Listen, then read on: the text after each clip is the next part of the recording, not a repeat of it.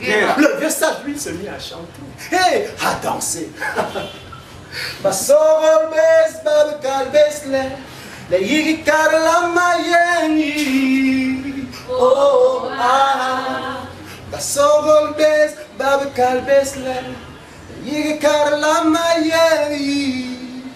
Oh ah. King Kola. Puis il posa la question au roi de savoir s'il lui était possible de raconter une histoire qui répondrait à cette question. Et le roi accepta. King Kola, il raconta qu'il était une fois dans le royaume de Tétem. Un roi réputé pour les tours et les farces, qu'il aimait bien jouer à ses sujets tellement il s'ennuyait. Alors un jour, dans son ennui, il eut envie de se distraire. Il envoya partout dans son royaume des messagers qui criaient: oh, bonne gens de Tétem, celui qui saura raconter une histoire au roi. Une histoire à laquelle le roi ne voudra pas du tout croire. Celui-là même recevra sa pomme d'or préférée. Oh! Bonne gens de Tétem, celui qui saura raconter une histoire au roi. Une histoire à laquelle le roi ne voudra pas du tout croire. Celui-là même recevra sa pomme d'or préférée. King Kola! Et la nouvelle ne tarda pas à se répandre. Que les gens accourèrent de partout.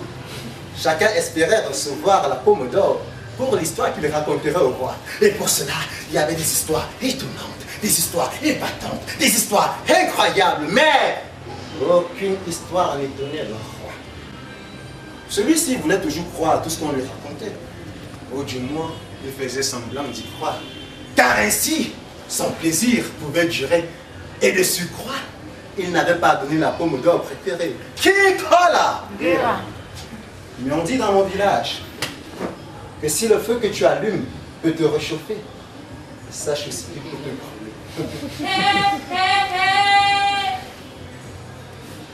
Un soir, arriva devant le palais un pauvre. Celui-ci tenait à sa main un grand panier. Il dit au portier: je voudrais voir le roi.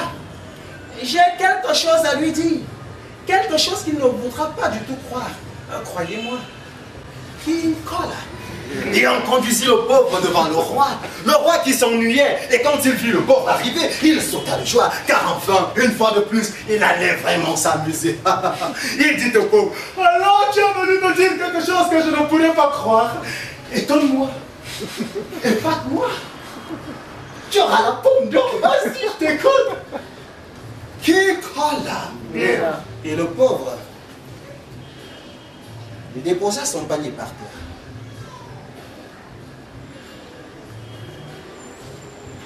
Oh, longue vie à toi, mon roi. Voilà. Je suis venu pour que tu me remettes l'argent que tu me dois. Tu me dois ce grand panier rempli de pièces d'or. Et là, le roi devint rouge, violet, marron.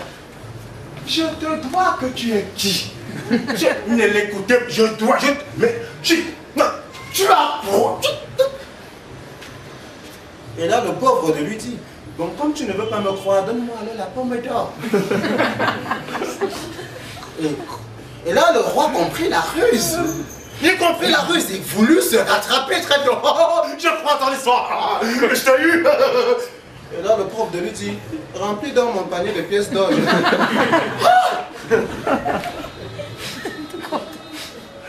Si le feu que tu allumes peut te réchauffer, sache aussi qu'il peut te brûler. Un panier de pommes, de pièces d'or, et une pomme en or. Il fallait bien que le roi donne la pomme d'or à l'intelligent bonhomme.